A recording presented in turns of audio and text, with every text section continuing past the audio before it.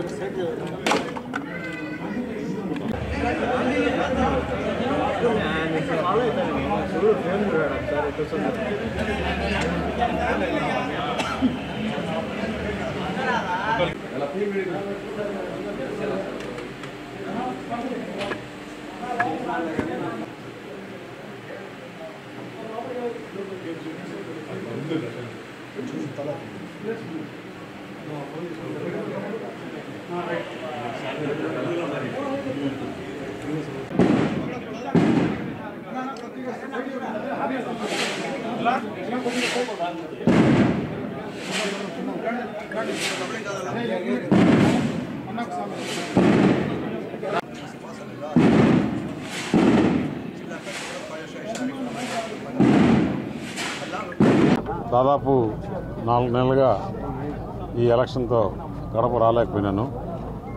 Anakapalli parliament Lok Sabha సభ్యునిగా గడపకు రావడం, ఈరోజు కడపలో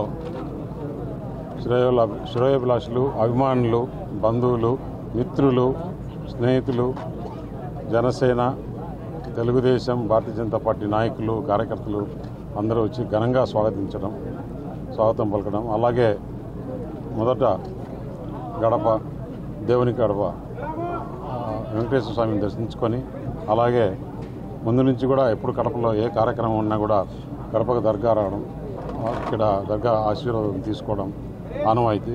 దాంట్లో భాగంగా ఇక్కడ రావడం జరిగింది. నేను ఇక్కడి నుంచి అనకాపల్లి వెళ్ళినప్పుడు వైఎస్ఆర్ కాంగ్రెస్ పార్టీ నాయకులు కొంతమంది, మీరు కడప జిల్లా నుంచి రాయలసీమ నుంచి వచ్చారు, అనకాపల్లిలో ఎలా గెలుస్తారు, ఎలా ఎలక్షన్ చేస్తారని చెప్పారు. కడప నుంచి వచ్చారు, ఇంతమంది విజయం ఓడిపోయారు, మీరు కూడా అలానే అవుతుందని చెప్పారు.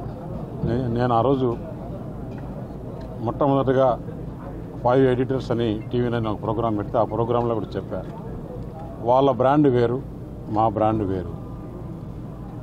వాళ్ళ మాదిరి ఎక్కడ దౌర్జన్యాలు, అక్కడ భూ కబ్జాలు ఇవన్నీ చేయలేదు.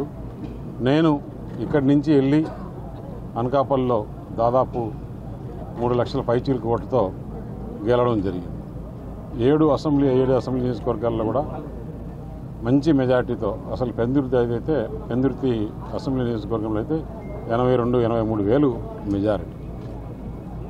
అలాగే ఈ జిల్లా నుంచి మన సుధాకర్ యాదవ్ వాళ్ళ కుమారుడు మహేష్ కూడా అక్కడికి వస్తే గెలిచారు. అంటే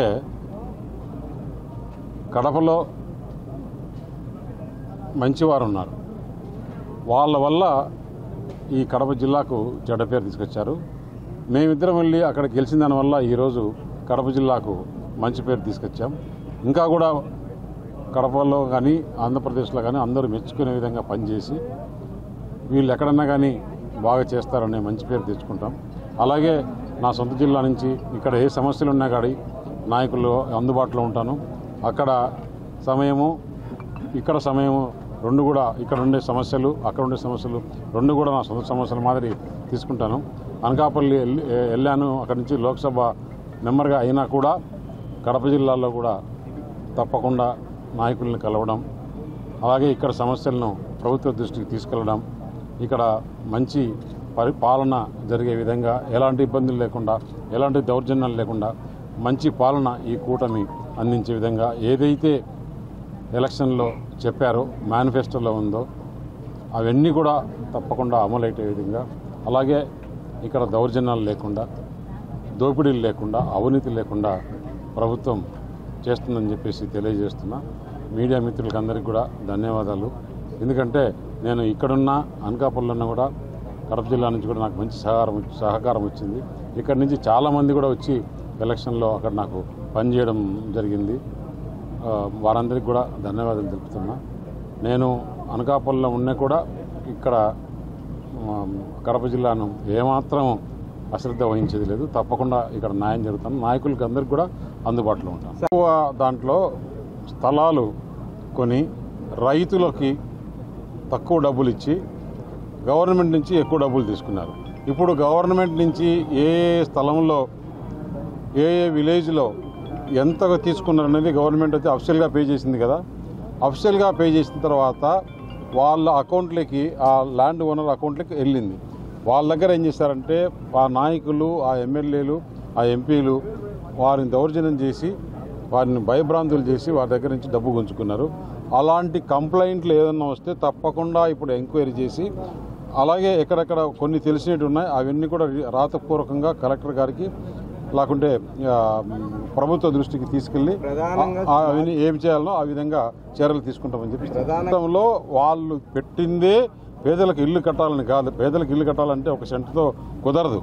వాళ్ళ ఉద్దేశమే ఆ స్థలాలతో డబ్బులు కొట్టాలని దాదాపు మొత్తం రాష్ట్రమంతా కోడైకి వస్తుంది. దాదాపు 6,000 కోట్లు ఖర్చు పెట్టారు. దాంట్లో సగం పైగా నాయకులు తినేశారు. అది మొదటి నుంచి కూడా, ఆ రోజు నుంచి కూడా తెలుగుదేశం, భారతీయ జనతా పార్టీ, జనసేన కూడా చెప్పడం జరిగింది. తప్పకుండా దాని మీద కూడా ఎంక్వైరీలు జరిగింది. కడప స్టీల్ ప్లాంట్ కోసం నేను మొట్టమొదటిగా గెలిచిన తర్వాత వెంటనే ఏదైతే కడప స్టీల్ ప్లాంట్ గురించి చంద్రబాబు నాయుడు గారికి చెప్పడం జరిగింది.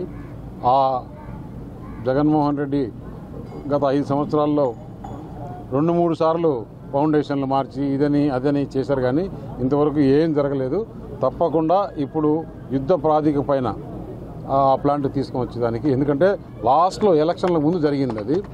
అతను 5 సంవత్సరాల్లో అతను ఫౌండేషన్ వేస్తే నేను వెళ్ళి ఆ రోజు చెప్పేచ్చు జగన్మోహన్ రెడ్డికి, మీరు 2 సంవత్సరాలు అంటున్నారు, 3 సంవత్సరాలు తీసుకొని కంప్లీట్ చేయండి, మిమ్మల్ని వచ్చి సన్మానిస్తానని. 5 సంవత్సరాలైనా కూడా ఆ ఊసే లేదు, అక్కడ ఏం లేదు. స్థలం మార్చాడే తప్పితే ఇంకొకటి లేదు. తప్పకుండా ఏదైతే ఉండిందో చంద్రబాబు నాయుడు గారితో నేను నిన్న కూడా డిస్కస్ చేయడం జరిగింది అనకాపల్లిలో. ఆయన విశాఖపట్నం వచ్చాడు. దాని మీద త్వరగా చర్యలు తీసుకుని త్వరగా వచ్చేదానికోసం చేస్తాను.